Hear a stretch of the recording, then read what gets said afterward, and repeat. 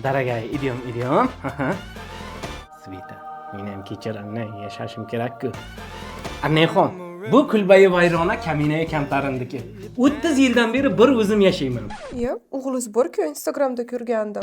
Ne переживай, pichni parod qilaman. Rossiyaga ketgan.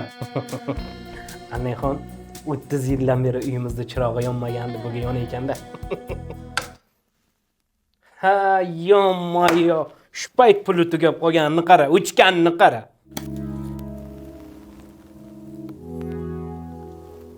Annexon, so'raganda aybi yo'q. Nechinchi yilsiz o'zi? 2004. O'shqashlikni qarang. Meniki ham oxiri 4. Boshqacha. 19. 1974. Furqat aka, темноты boюсь. Agar svet bo'lganda achchiq osh pishirib berardim. Aynan, achchiq osh degan so'zingizga bormanda, hozir his qilamiz.